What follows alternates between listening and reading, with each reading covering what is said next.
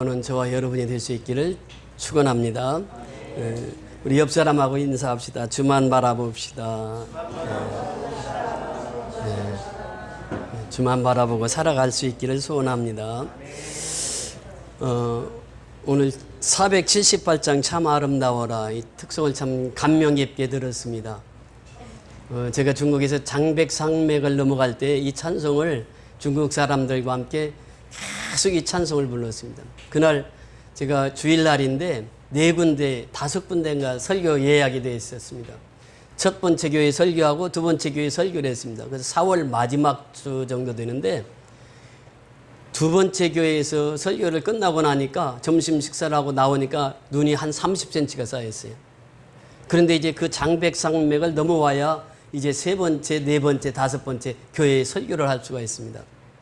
근데 눈이 너무 많이 와가지고 이 봉고차 기사가 한 200m 정도 출발해서 가더니 나 못 가겠다고.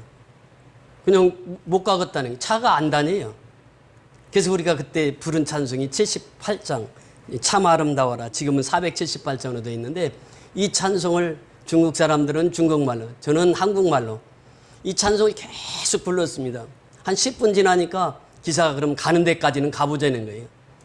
가는 데까지 가자고. 가다가 보니까 산이 이렇게 너무 높아가지고 우리 대관령 한 2배는 됩니다. 그 산을 넘어가는데 차가 가다 중간에 서버렸어요. 보니까 깨굴창이 있어가지고 그 바퀴가 빠져가지고 이 차가 안 나와. 그래서 전부 다 나와가지고 산에 가서 나무 준비해가지고 그냥 나무를 놓고 이제 뒤에서 밀고. 근데 그 눈이 와가지고 얼음이 얼은 상태인데 그때 하다 보니까 제 발이 깨굴창으로 빠져버렸어요. 빠졌는데 이제 들어오니까 그냥 추워가지고 그러는데 이 여자 그 성도분이 중국분인데 그 덧신 있잖아요. 여자들 신는 덧신. 그것을 벗어주더라고. 그래서 그거 신었더니 그래 따뜻하더라고요. 그래서 이제 그거 신고 그 장백산을 넘어왔습니다. 넘어와다 보니까 보통 30분이면 오는 길을 3시간을 걸쳐서 왔어요. 차가 한 대도 없어요. 우리 차밖에 없어요. 조금만 삐딱하면은 그냥 천당으로 바로 가는 거예요. 그런데 기도하면서 왔는데 3시간이 걸려서 왔어요. 그러다 보니까 첫 교회는 이제 방문을 못하고 시간이 벌써 지나가지고 두 번째 교회를 딱 들어가니까 들어가는 순간에 이제 문을 열기 전에 문 앞에 딱 갔는데 기도 소리가 나더니 기도가 딱 그쳐요. 그치자마자 우리가 문을 열고 딱 들어가는데 보니까 성도들이 우리 오는 길을 알거든요. 그 장백산맥을 넘어온다는 이 소식을 듣고 3시간 동안 그분들이 기도를 하신 거예요. 우리가 3시간 후에 도착을 했거든요. 딱 도착해서 기도가 딱 끝나니까 우리 일행이 딱 들어간 거예요. 그러니까 만나자마자 할렐루야 그래요. 우리가 목사님 일행을 위해서 3시간을 기도했다는 거예요. 그래서 이제 거기 가서 설교를 한 적이 있습니다. 그때 부른 찬송이 참 아름다워라. 3시간을 불렀어요. 3시간을. 3절까지 불렀다가 또 1절부터 2절, 3절 계속 레코드 반 틀어놓듯이 계속 그렇게 찬송을 부르면서 그런 기적적인 역사를 경험한 적이 있습니다. 이 사람은요, 인생이 살아가면서 이 주만 바라보고 사는 사람이 있는가 하면 주를 등지고 사는 사람이 있어요. 오늘 보세요. 찬송가 주만 바라보고 산다고 하는 것이 얼마나 복된 인생인가. 우리가 지금 사도행전을 계속 공부하고 있습니다만 이제 주만 바라보는 사람이 있는가 하면 그렇지 못한 사람이 더 많더라고 보니까. 등장인물들 보세요. 그 아나니아라고 하는 대제사장 보세요. 자기가 할 일 안 하고 바울 하나 죽이겠다고 104km를 5일 동안 걸어가서 그것도 혼자 가는 것도 아니에요. 변호사 더둘로를 데리고 가잖아요. 그 더둘로도 보니까 아나니아하고 비슷한 사람이에요. 돈 좋아하고 여자 좋아하고. 더둘로 역시 많이 배우고 그 변호사이지만 그 당시 이제 언어도 잘 했어요. 로마어도 하고 그 다음에 이제 그 헬라어도 하고 그러니까 이제 그 더둘로를 선임했던 거죠. 변호사로 데려갔는데 이 사람도 돈 좋아하니까 많이 배운 사람도 돈 따라가는 거예요. 돈 따라가는. 변호도 돈 많이 주니까 하는 거더라고요. 사실 재판도 저도 해봤습니다만 재판할 때에 우리가 1차 신문할 때 그랬어요. 그 판사가 여자 판사인데 그러시더라고요. 그게 설립자가 세워놓은 곳이고 하니까 그 무단 점유가 될 수가 없다. 이렇게 얘기를 했어요. 그래서 교회 편을 들어주니까 바로 법인에서는 그 판사의 선배 변호사를 선임해버리는 거예요.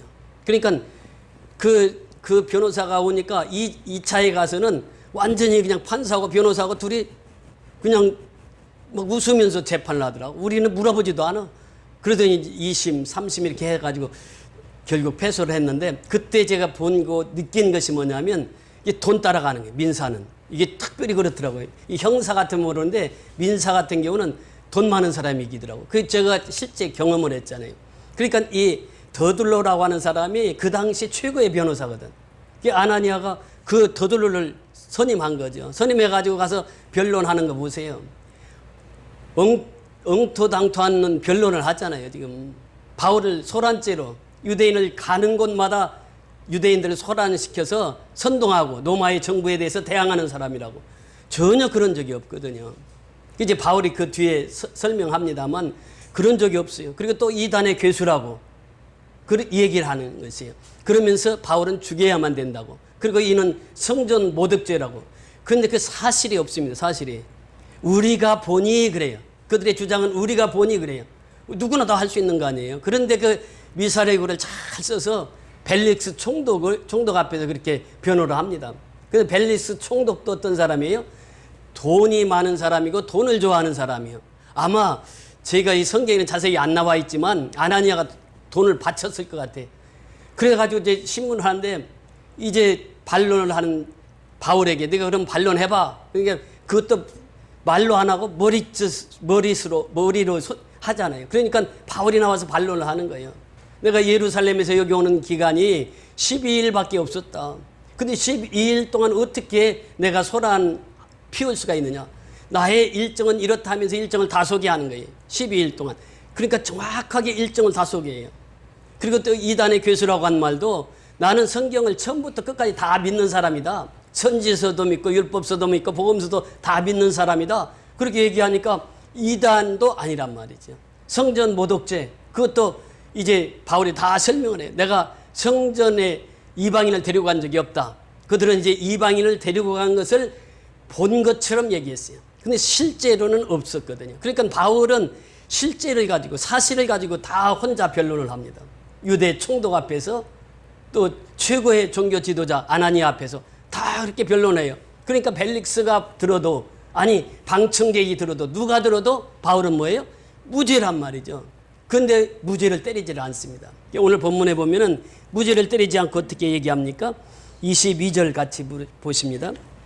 22절 시작.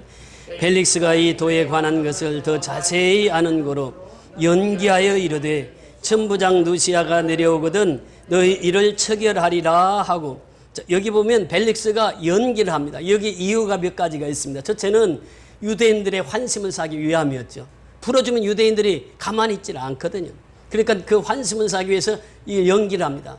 천부장 루시아가 내려오거든 이렇게 표현해요. 천부장은 지금 예루살렘에 있습니다. 그리고 이제 예루살렘에서 그 가이사라까지 내려오거든 그때 재판을 다시 열겠다. 그러면서 연기를 합니다.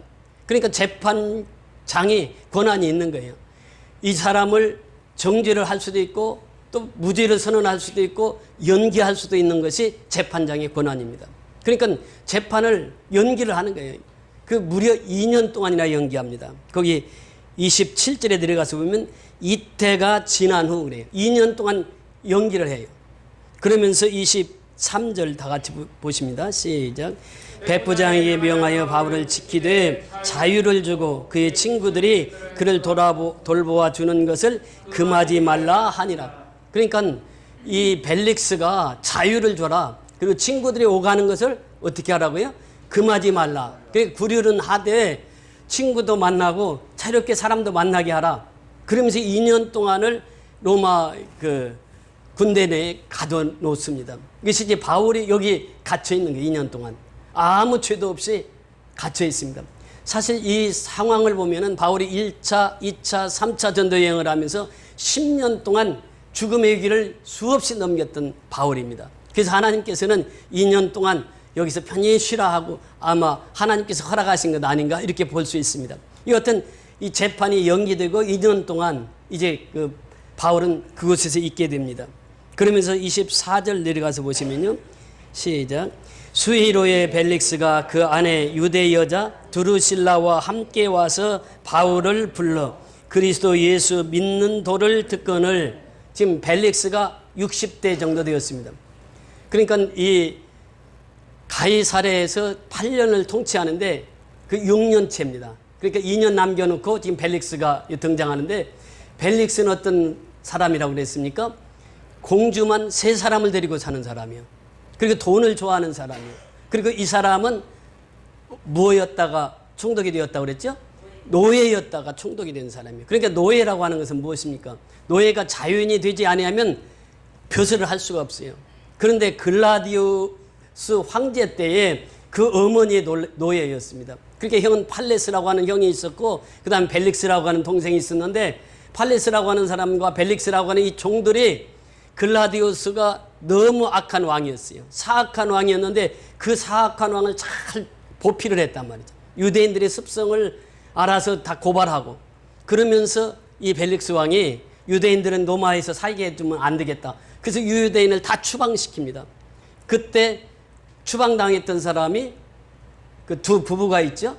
그 부부 이름이 뭐죠? 아굴라와 브리스길라. 이 부부가 그 로마에서 쫓겨옵니다. 쫓겨와가지고 이제 바울을 만나게 되죠. 그래서 2차 전도여행 때 같이 이제 합류를 하게 되는데, 그때의 명령을 내렸던 사람이 글라디우스 황제예요. 그 밑에서 노예 생활을 했습니다. 그리고 이제 그들이 너무 충성을 하니까 자유인으로 풀어줬어요. 풀어주고 나니까 이 사람 팔레스라고 하는 형은 그냥 거기서 머물러요. 글라디우스 황제 밑에서 머물러서 거기서 이제 벼슬을 하고 있고, 대신 동생을 총독으로, 가이사랴의 총독으로 세운 사람이 형입니다. 형이 그렇게 거기서 있으면서 계속해서 뒤를 봐준 거죠. 벨릭스의 뒤를 봐준 거예요. 그러니까 두 형제가 노예였다가 지금 총독이 된 상황이에요. 그러니까 그 초대교회 기사를 보면은 노예의 마음으로 왕의 통치를 한 사람이 벨릭스다, 이런 표현을 합니다. 그러니까 그 사람은 노예로 오랜 동안 살았던 사람이에요. 근데 총독이 되어가지고 지금 이제 3번을 결혼하고, 3번째 부인이 누구냐면 두루실라라고 하는, 이 두루실라는 누구냐 하면 예수님을 처형했던 그 헤롯 대왕, 판결했던 헤롯 대왕의 증손녀입니다. 그러니까 헤롯 아그리파 1세의 셋째 딸이에요, 두루실라가. 근데 이 두루실라는 여기 찾아보니까 그 첫 번에 약혼을 합니다. 코마게네의 왕자 에피파네스라고 하는 사람과 약혼을 해요. 그 당시 약혼을 한다고 하는 것은 결혼과 비슷한 것입니다. 약혼을 했는데 그 남편, 그 왕자가 할례를 거부합니다. 두루실라는 할례를 받기를 원했는데 거부해요. 그리고 유대교를 개종하기로 했는데 개종을 하질 않아요. 결혼하고 나니까. 남자들은 결혼할 때하고 결혼하고 나서 틀리거든요. 그러니까 결혼 전에는 약속을 했다가 결혼하고 나니까 말을 안 들어. 그러니까 그냥 파혼을 합니다. 그리고 15세가 돼가지고, 그러니까 아리따운 공주였죠. 15세가 돼서 다시 결혼을 하게 되는데, 이 사람은 누구냐면 그 에마사의 왕인데 아지주스라고 하는 이 왕과 결혼을 합니다. 그 15세에 두 번째 이제 결혼을 하게 되는 거죠. 결혼해서 살고 있는데 벨릭스 총독이 로마 총독이니까 이 자그마한 나라의 왕은 아주 가볍게 봅니다. 가서 이제 그 정상 외교를 갔는데 가서 보니까 왕후가 너무 예쁜 거예요. 그리고 너무 젊어. 그때 18살, 어떤 학자들은 이제 10대 후반이라고 하는데 18살, 19살 요때예요. 요때. 보니까 너무 젊고 예쁜 거예요. 그러니까 벨릭스가 그 왕후를 탐을 합니다. 그래서 이 강제로 이혼을 시켜서 그 아내를 또 뺏어와요. 이게 두루실라입니다. 두루실라. 이게 두루실라가 3번째 맞은 남편이 누구예요? 벨릭스란 말이죠. 벨릭스도 지금 3번째 아내가 벨릭스입니다. 3번째 아내를 맞은 사람이 벨릭스. 그러니까 이 두 사람 다 과거가 좋지가 않은 상태예요. 그런데 이 두 사람이 어떻게 한다고요? 두 사람이 수일 후에 벨릭스가 그 안에 유대 여자 두루실라와 함께 와서 바울을 불러 그리스도 예수의 믿는 도를 듣거늘 그래요. 그 벨릭스는 벌써 이 기독교에 대해서도 알고 있었고 유대교에 대해서도 알고 있었어요. 왜냐하면 유대 여자잖아요, 그 부인이. 그러니까 유대교에 대해서도 알고 있었고 기독교에서도 어느 정도는 알고 있었단 말이죠. 그러니까 그 22절에 다시 올라가서 보면 벨릭스가 이 도에 관한 것을 더 자세히 아는 거로 알고 있었단 말이죠. 그런데 알고 있었는데 두루실라와 함께 두 부부가 바울 앞에 옵니다. 감옥에 갇혀 있는 바울 앞에 와서 그 설교를 들으러 왔어요. 그러니까 바울이 지금 로마 총독과 그 총독의 부인을 놓고 설교를 합니다. 보통 우리가 이 설교를 가면은 가정 신방이나 또 한두 사람 놓고 설교할 때는 어떻게 해요? 다 그 사람이 이제 좋은 쪽으로 축복을 빌어주고 오는 것이 정상입니다. 근데 바울은 그렇지 않아요. 바울은 복음을 그대로 전합니다. 여기 보세요. 자, 25절 바울의 설교가 나오죠. 시작. 바울이 의와 절제와 장차 오는 심판을 강론하니 벨릭스가 두려워하여 대답하되 지금은 가라. 내가 틈이 있으면 너를 부르리라 하고. 자, 여기 한 구절 속에 엄청난 이 설교가 들어가 있습니다. 첫째는 뭐라고 그랬습니까? 바울이 의와 이렇게 표현했어요. 의라고 하는 것은 정의라고 하는 표현이에요. 자스티스라고 하는 표현인데 사람이 정의라고 하는 것은 뭐예요? 옳은 일을 하는 거예요. 옳은 길 따르라 의의 길을. 바로 의에 대한 말씀이에요. 그 세상의 의는 옳은 일을 하는 것이 세상의 의예요. 그러면 하나님께서 의는 뭐냐? 하나님을 믿는 것이에요. 하나님을 신뢰하는 것. 그래서 하나님의 뜻대로 사는 것이 의입니다. 그러니까 오늘날로 말하면 예수를 믿는 것이에요. 예수를 믿는 것이 의라는 거예요. 그리고 예수를 안 믿으면 의로운 사람이 될 수가 없다는 거예요. 죄인이라는 거예요. 그러니까 벨릭스나 두리슬라나 과거의 전적이 그렇게 화려하지 않아요. 그런데 이 사람들이 절호의 찬스를 맞이한 거죠. 이제 그 바울의 설교를 듣고 받아들이기만 하면 어떻게 돼요? 과거를 묻지 않는 하나님이라고 말씀드렸잖아요. 과거는 그렇게 살았어도 이제 하나님을 영접하고 예수를 영접하고 믿었더라고 하면 이 사람은 구원을 받을 수 있는 절호의 찬스였어요. 기회였다는 거죠. 그러니까 두 부부가 바울 앞에 가서 설교를 듣는데 예수 믿으라고 바울이 얘기하는 거예요. 당신들 예수 믿어야 의로운 사람이 됩니다. 예수 믿어야 죄사함을 받고 의롭게 삽니다. 예수 믿어야 의로운 사람으로 평생을 살아갈 수 있습니다. 이렇게 설교를 하는 거예요. 그러니까 두 부부 앞에서는 얼마나 그 설교가 가슴에 찔렸겠습니까? 예수 믿어야 구원받는다는 거예요. 예수 믿어야 죄사함을 받는다는 거예요. 이 소식을 전했어요. 그 다음에 두 번째 무엇을 전합니까? 절제와 그래요. 절제. 절제라고 하는 것은요, 성령의 9가지 열매 중에 맺히는 열매가 절제입니다. 그래서 오늘 아침에 새벽에 그 말씀을 보았는데 갈라디아서 한번 찾아보실까요? 갈라디아서 5장 먼저 16절을 보십니다. 갈라디아서 5장 16절.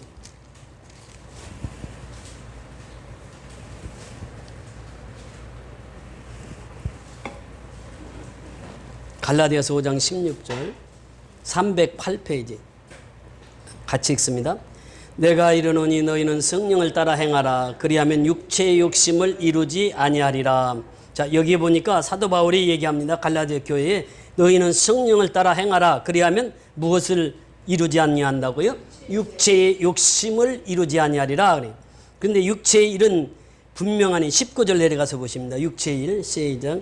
육체의 일은 분명하니 곧 음행과 더러운 것과 호색과 우상숭배와 주술과 원수 맺는 것과 분쟁과 시기와 분냄과 당짓는 것과 분열함과 이단과 투기와 술취함과 방탕함과 또 그와 같은 것들이라. 전에 너희에게 경계한 것 같이 경계하노니 이런 일을 하는 자들은 하나님의 나라를 유업으로 받지 못할 것이요. 육신적으로 살면 하나님의 나라를 유업으로 받을 수 있다고요? 없다고요?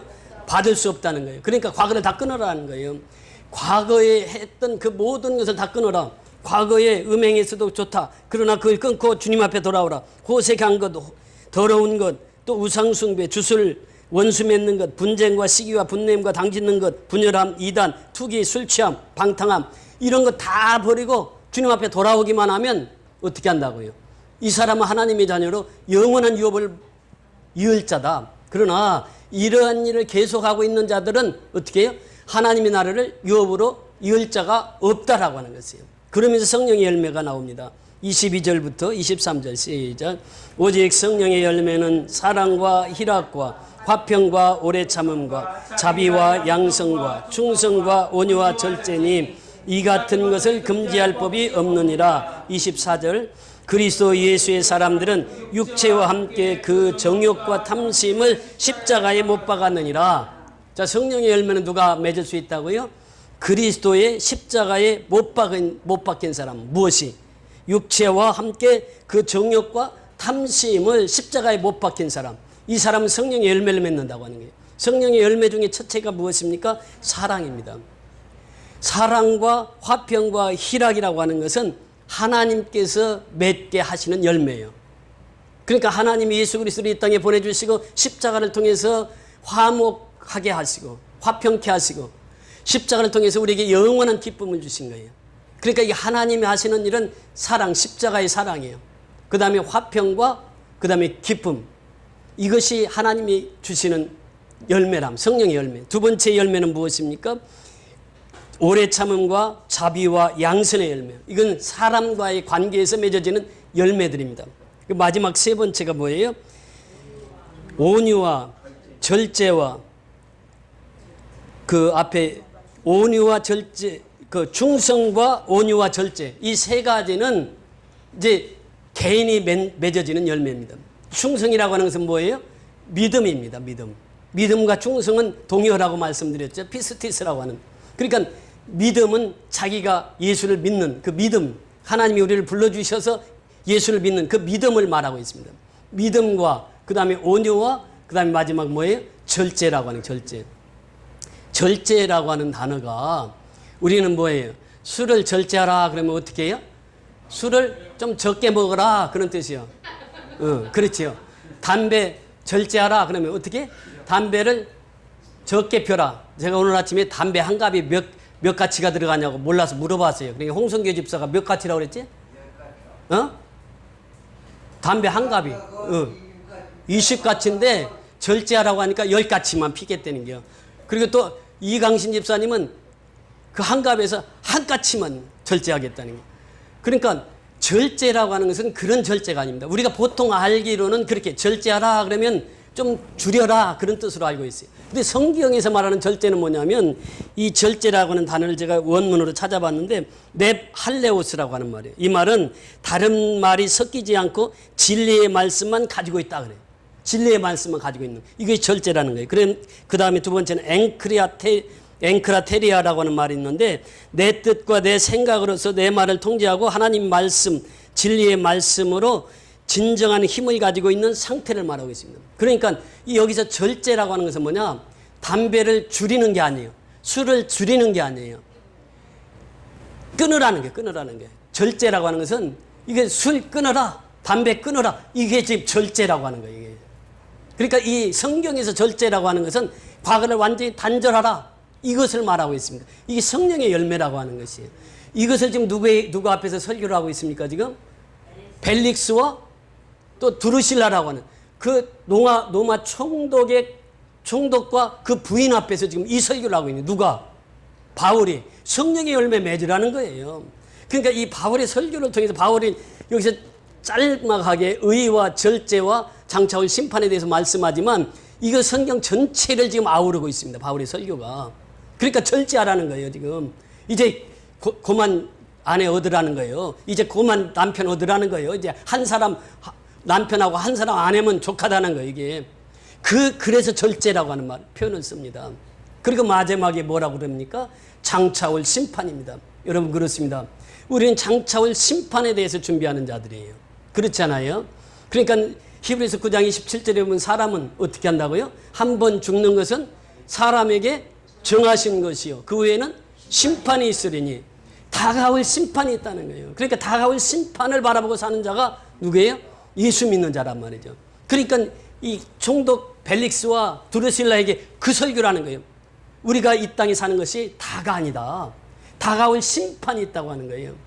사실 헤롯과 드루실라 사이에 아들 하나를 낳았는데 아들이 그 어머니와 함께 그 화산 폭발로 해서 죽습니다. 그러니까 그 마지막이 비참하게 그 왕손이었는데 그렇게 죽습니다. 그러니까 우리가 보면은 이 설교를 듣고 돌이켰다고 하면은 벨릭스와 드루실라는 어때요? 하나님의 백성이 됐을 거예요. 이 절호의 찬스였거든요. 그렇게 자기들이 찾아왔잖아요. 찾아와서 그 설교를 하고 나니까 벨릭스가 뭐라고 그랬습니까? 바로 벨릭스의 표현이 나옵니다. 뭐라고 표현합니까? 두려워하여. 이게 참 중요합니다. 하나님의 말씀이 떨어지니까 두려워했어요. 자기 부부에게 하는 말이거든 이게. 그러니까 두려워 떨고 있는 거예요. 그러면서 하는 말이 뭐라고 그럽니까? 지금은 가라. 저 옛날 성경에 보면 시방은 가라 그래. 시방. 시방이라는 말이 무슨 말입니까? 지금이라는 말이에요. 네. 시방은 가라. 지금은 가라. 이 설교를 듣고 있으니까 너무 두려운 거예요. 그래서 이제 떨리니까 지금은 가라. 시방은 가라. 그렇게 표현하면서 뭐라고 그럽니까? 내가 틈이 있으면 너를 부르리라 하니. 틈이 있으면 부르리라. 그리고 자꾸 불렀습니다. 이게. 그러면서 26절 같이 읽습니다. 시작. 동시에 또 바울에게 돈을 받을까 바라는 거로 더 자주 불러 같이 이야기하더라. 두 가지입니다. 첫째는 유대인들의 환심을 사기 위해서 지금 감옥에 가둬놓는 것이고, 두 번째는 무엇을 받으려고? 돈 받으려고. 왜? 지금 바울이 고백했잖아요. 재판석에서. 내가 재물을 가지고 예루살렘에 우리 동족에게 도와주었다. 그러니까 이 벨릭스가 생각하기에 바울은 돈이 있는 사람 같아요? 없는 사람 같아요? 돈이 있는 사람 같아요. 그러니까 친구들을 만나게 하면 돈이 들어올 것이다. 영치금도 주겠지. 이렇게 생각을 한 거예요. 그래서 친구들을 자유롭게 만나게 한 것입니다. 그리고 그 안에서는 자유롭게 활동을 하게 했어요. 그러면서 이제 심심하면 불렀어, 바울을. 이놈이 돈을 언제 줄까? 언제 줄까? 하고 그래서 불렀다는 거예요. 여기서 벨릭스가요, 기회가 찾아왔는데 기회를 놓쳐버립니다. 사람은요, 기회가 있을 때 붙잡는 사람이 승리하는 사람이에요. 이 강영효 박사 얘기를 제가 종종 했는데, 그분이 아버지 어머니가 일찍 소천합니다. 병사로 소천합니다. 그 누님이 있었는데, 누님이 그 청계천에서 그 봉제공장 다니다가 이게 이제 결핵인가 해가지고 누님도 시집도 못 가고 죽어. 그러니까 강영우 박사는 눈이 안 보여요. 여동생은 보육원에 보내고 남동생은 철물 공장으로 보내요. 그 자기는 그 서울 맹화학교 거기 가서 이제 공부를 합니다. 맹화학교를 졸업해요. 그리고 나서 연대를 졸업합니다. 미국에서 그 대학을 졸업합니다. 3년 8개월 동안에 종교학, 교육학, 그 종교철학 박사, 이 3년 8개월 만에 석박사를 다 끝냅니다. 아주 수재 중에 수재지요. 그리고 장애인 차관보까지 오릅니다. 그 부시 대통령 때. 우리나라로서는 최고로 높은 분이에요. 군인으로 따지면 사성장군급입니다. 그분이 이제 그렇게 해서 그 인생을 살아가는데, 그분은 기회가 주어질 때마다 기회를 포착을 했어요. 그 결혼도 한 거 보면은 이대에서 맹학교로 이제 봉사 나왔어요. 그게 자기 누님뻘 되죠. 근데 그 누님을 꽉 붙잡았어. 그래서 결혼하자고. 그래서 결혼했어. 그래가지고 누님하고 같이 살아. 그래서 두 아들을 낳고 잘 살았어. 그리고 그는 기회를 한 번도 놓치질 않았습니다. 기회가 오면 딱 잡아. 근데 이 벨릭스는 기회가 왔는데도 어때요? 기회를 놓쳐버려. 그 기회를 잡은 강영우 박사는 지금도 세계인에게 다 알려진 인물로 살아가고 있습니다.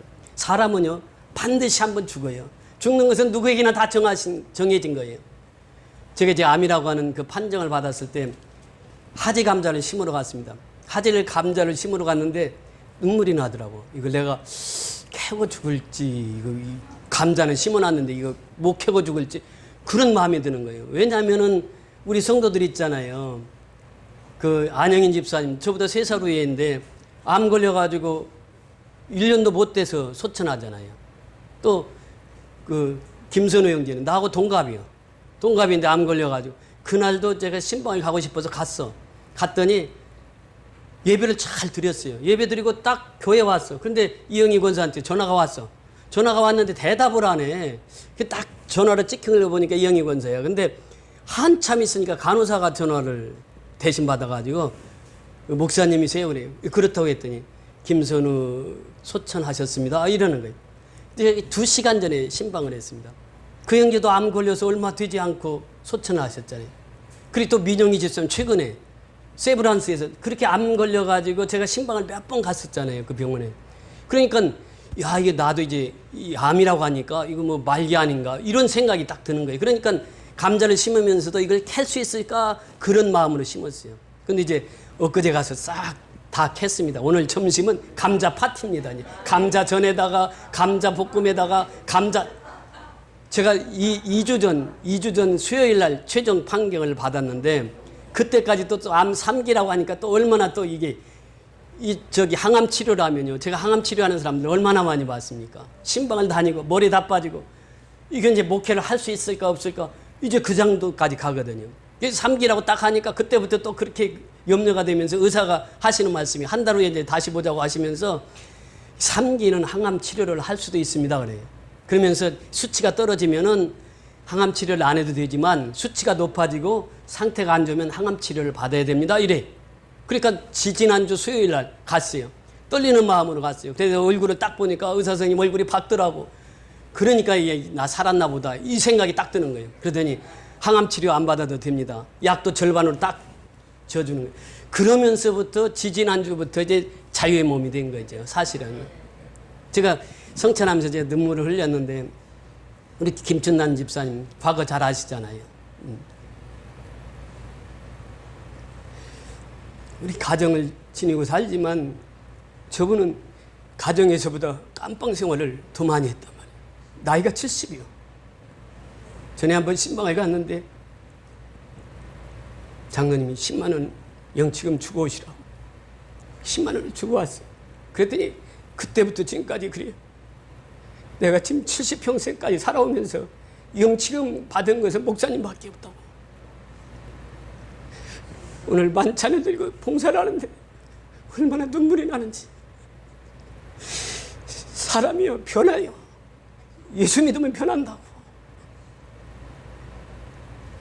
저번에 과거를 보면 누구도 가까이 하고 싶지 않는 사람이었을 거예요. 지금 얼마나 하나님 앞에 떳떳하니 봉사하고 그 광경을 보는데 쫙 눈물이 흘리는 거예요.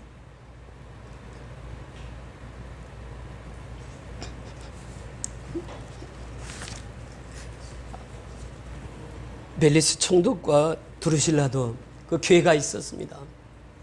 기회를 놓친 거예요. 우리 인생은 항상 기회가 주어집니다. 근데 그 기회를 놓치면은 벨릭스와 드루실라 같아요. 그냥 그렇게 가는 거예요. 그러나 기회를 놓치지 않고 기회를 잡으면 어떤 사람도 변화가 됩니다. 얼마나 간증거리예요.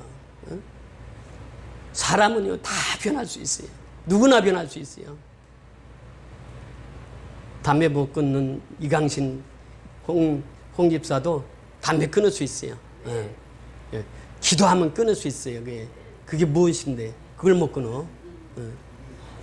김춘난 집사님 봐, 술 담배 다 끊었잖아. 예. 홍 집사님 끊었어요? 오늘부터 끊었는데 그래 끊어요 그거 그래 아주 잘했어. 예. 예. 이제 담배 한 갑에 몇 가지냐고 물으면 모른다고 그래. 뭐 안다고 하면 그냥 담배 피는 거 알잖아. 모른다고 그래 모른다고. 예수 믿는 게 이렇게 기쁨입니다. 정말 예수만 제대로 믿으면 사람은 다 변하게 돼 있어요. 이게 제대로 못 믿으니까 안 변하지. 믿으면 다 변해요. 우리 생사 화복은 누구의 손에 있어요? 하나님 손에 붙들리고 있습니다. 그래서 우리가 정말 어려울 때 힘들 때 그것을 누구에게 의지하려고 하지 마세요. 나 혼자 하나님과 독대해서 그 문제를 해결해야 돼요. 다른 사람이 도와줘서 해결될 일이 아닙니다. 내가 편해서 내가 그 고난을 통과해야 하나님이 그 고난에 통과한 자에게 복을 주시는 거예요. 옆에서 도와줄 생각 하지 마세요. 홀로서기입니다. 신앙은 홀로서기예요. 그리고 기회가 주어질 때마다 기회를 놓치면 안 돼. 기회는 꽉 잡아야 돼. 꽉 잡고 주만 바라보라고. 오늘 복음성가 그러잖아요. 주만 바라볼지라. 주만 바라봐야 돼 우리 인생은. 그래야 우리는 승리하는 삶을 살아가게 되는 줄 믿습니다. 하나님 감사합니다. 이렇게 말씀을 인도하다가